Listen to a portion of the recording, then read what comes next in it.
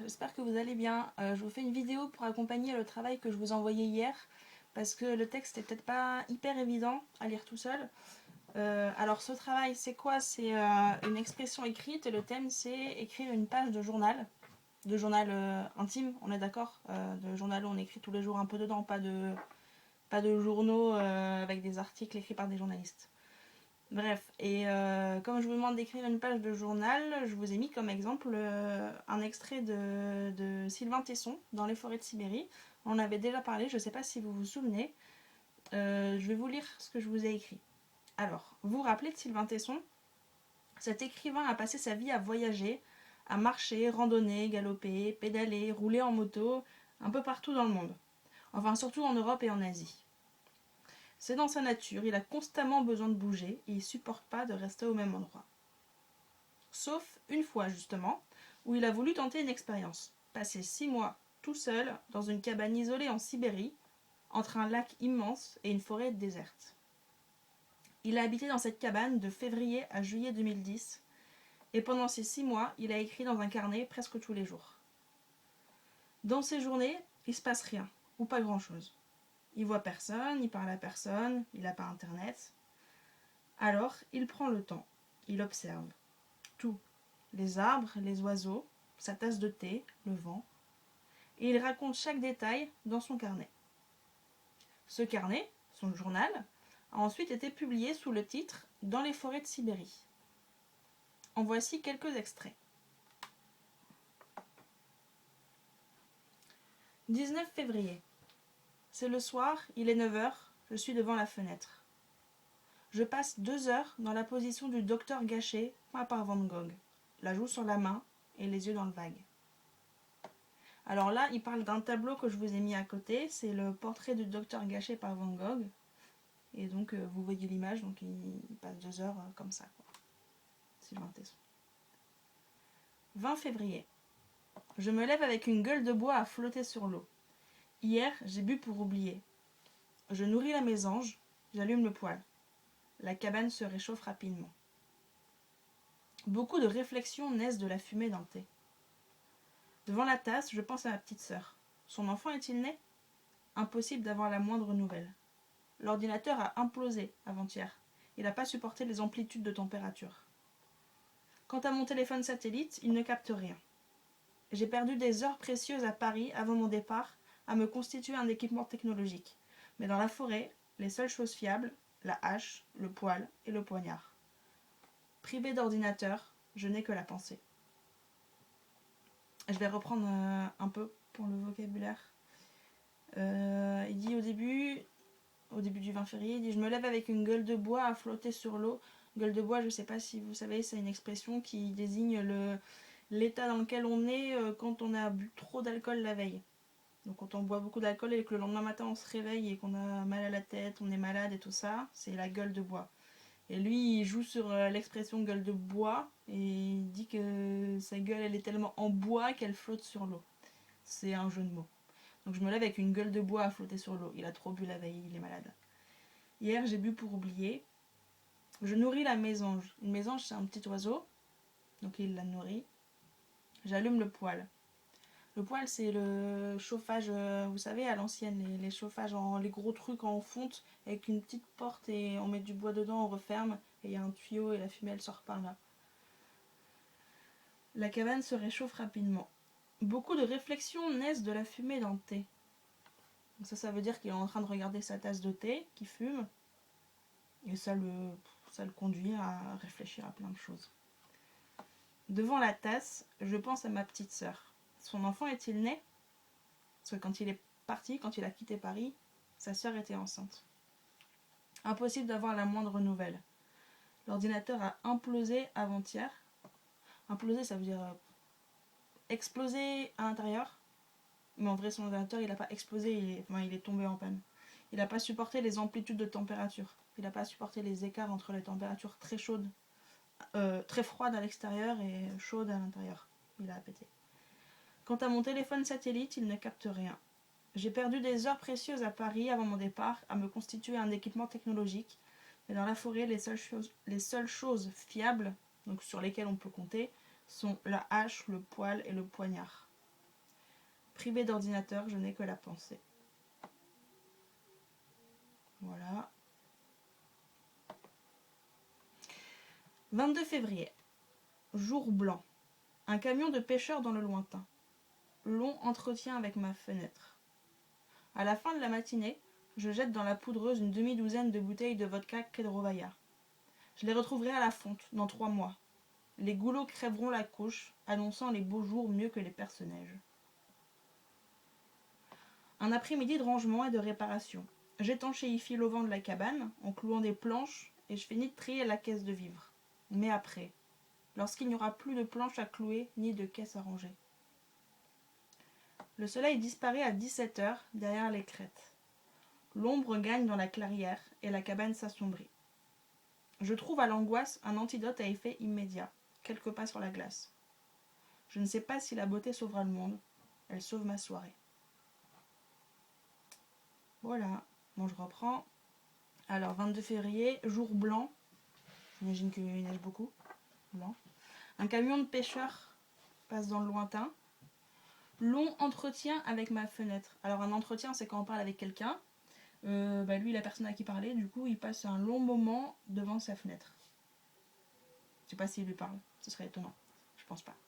À la fin de la matinée, je jette dans la poudreuse, donc dans la neige, une demi-douzaine de bouteilles de vodka Kedrovaya. Kedrovaya, c'est la marque de vodka, et donc il jette dans la neige une demi-douzaine, donc 6, à peu près 6 bouteilles de vodka. Je les retrouverai à la fonte dans 3 mois. La fonte, c'est le moment au printemps où la neige fond. Enfin, nous, on n'a pas beaucoup de neige en hiver, mais dans des pays comme la Russie, où l'hiver, il y a de la neige constamment, au printemps, quand ça commence à se réchauffer, la neige fond. Donc là, c'est dans 3 mois. Les goulots crèveront la couche, annonçant les beaux jours mieux que les perce-neige. Les perce-neige, c'est des petites fleurs qui sont les premières à arriver au printemps. Elles s'appellent perce-neige parce que c'est les premières à traverser le... Il reste encore de la neige et elles poussent à travers la neige. Donc elles percent la neige. Et donc lui... Ah oui, et le goulot, c'est le haut d'une bouteille. Donc lui, il jette ses bouteilles... En hiver, il jette ses bouteilles de vodka dans la neige autour de sa cabane. Et il dit, au printemps, quand toute la neige va fondre, ces bouteilles, elles vont apparaître à travers la neige comme des petites fleurs. Voilà, ce sera le cadeau du printemps, des bouteilles de vodka qui apparaissent au fur et à mesure que la neige elle fond. Un après-midi de rangement et de réparation, j'étanchéifie l'auvent de la cabane. Étanchéifier, ça veut dire rendre étanche. Et étanche, ça veut dire imperméable à l'eau. Donc là, le toit de sa cabane, et j'imagine qu'il y a des fuites, ça doit couler chez lui quand il pleut, et donc il va mettre des planches, il va clouer des planches sur le toit pour essayer de le rendre étanche, ça veut dire de boucher les fuites. Et je finis de trier la caisse de vivres. Les vivres, c'est la nourriture. Donc il finit de trier sa caisse de nourriture. Ça, c'est dans les premiers jours où il vient d'arriver en Russie. Donc il est encore en train de ranger. Mais après, lorsqu'il n'y aura plus de planches à clouer, ni de caisse à ranger. Sous-entendu, qu'est-ce que je vais faire de ma vie? Là, je viens d'arriver, je dois encore faire des réparations, ranger et tout. Mais il commence déjà à flipper pour... Et après, quand il n'y aura plus rien à faire, qu'est-ce que je vais faire de mes journées? Le soleil disparaît à 17h derrière les crêtes. Les crêtes, c'est le haut des montagnes. Donc il voit le soleil qui descend au loin. L'ombre gagne dans la clairière et la cabane s'assombrit. Je trouve à l'angoisse un antidote à effet immédiat, quelques pas sur la glace. Un antidote, c'est quelque chose qu'on prend pour soigner. Par exemple, si vous avalez du poison, on va vous donner un médicament qui sera un antidote, qui va vous guérir. Mais on peut aussi l'utiliser au sens figuré. Par exemple, si je suis triste, moi, mon antidote contre la tristesse, c'est de chanter. Voilà. Et lui, il est angoissé. C'est une de ses premières soirées tout seul dans sa cabane. Et il trouve un antidote à effet immédiat, il dit. Donc ça veut dire qu'il fonctionne tout de suite. Un antidote contre son angoisse, c'est quelques pas sur la glace. Parce que vous vous rappelez, il habite juste à côté d'un lac immense, totalement gelé. Et donc, pour calmer son angoisse, la solution, c'est quoi? C'est de sortir et aller se promener sur le lac gelé. Et à la fin, il dit « Je ne sais pas si la beauté sauvera le monde, mais elle sauve ma soirée. » Donc on imagine qu'il se balade dans un paysage magnifique et que de voir cette beauté, ça sauve sa soirée, ça veut dire que ça enlève ses angoisses et il va mieux. Voilà, donc ça c'était quelques pages du journal de Sylvain Tesson en Sibérie. Il n'y a pas de question dessus, c'était juste pour vous donner un exemple et parce que c'est des passages que j'aime bien. Vous voyez qu'il se passe vraiment pas grand chose dans ces journées, hein. Il écrit pas beaucoup, il parle de. Il a donné à manger à un oiseau, il a cloué quelques planches, il décrit le vent, le ciel, la nature. Donc c'est vraiment des journées où il se passe pas grand chose, mais lui il décrit les petites choses qui ont retenu son attention, qui lui ont plu. Voilà. Et donc moi, je vous demande, comme Sylvain Tesson, nous sommes chacun et chacune chez nous, isolés du monde. Écrivez une page de journal, comme Tesson donc, racontant vos journées confinées. Cet exercice sera évalué et noté, donc faites-le seul, comme si on était en classe. Mais bien sûr, vous pouvez utiliser un dictionnaire, un ordinateur, etc. Et si besoin, vous pouvez demander à quelqu'un d'écrire pour vous. Ceux qui ont l'habitude d'avoir un secrétaire ou une secrétaire quand on fait les rédactions en classe, vous pouvez faire pareil à la maison. Donc, votre sujet, c'est écrire une page de journal comme Sylvain Tesson qui raconte vos journées confinées. Les consignes, c'est au moins 10 lignes. Vous pouvez inventer un peu, mais il faut que ça reste réaliste.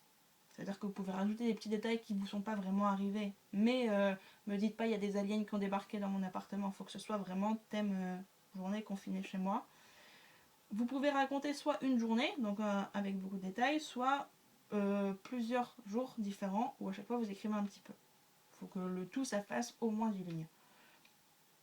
Comme Sylvain Tesson, vous n'avez pas à raconter toute votre journée dans les moindres détails. Je me suis levée, je me suis brossé les dents. Non, ça c'est pas intéressant. Mais plutôt vous vous concentrez sur des détails de la journée qui vous ont plu, qui vous ont paru intéressants. Voilà, et vous développez juste des petits éléments qui vous ont plus marqué. Par exemple, Sylvain Tesson, tout à l'heure, il a dit j'ai passé 2 heures dans la position de comme ça devant ma fenêtre. Il n'en a pas parlé pendant 2 heures. Il a juste dit bah voilà, pendant 2 heures, j'étais comme ça. Pas la peine de tout raconter dans les détails.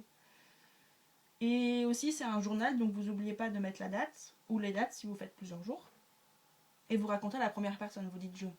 C'est vous le personnage principal. Et comme d'habitude, faites soigner vos phrases et puis essayez de varier un peu le vocabulaire. Et à la fin, j'ai écrit si c'est difficile, pas de pression. Je mets une note car j'y suis obligée, mais les notes en confinement ont bien sûr moins de valeur que les notes en classe. Je vais évaluer cette expression écrite parce que on est obligé de faire des évaluations pendant le confinement.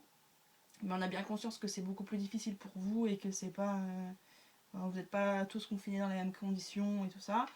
Donc vous inquiétez pas, faites au mieux. Par contre, dites pas genre c'est pas important donc je le fais mal. Juste faites-le au mieux comme quand on est en classe. Vous prenez, je sais pas, 1 heure comme 1 heure de cours de français, vous le faites bien. Mais pas de pression sur le fait que je vais noter à la fin. Et voilà. Et bon courage et si vous avez des questions, vous me dites. À bientôt.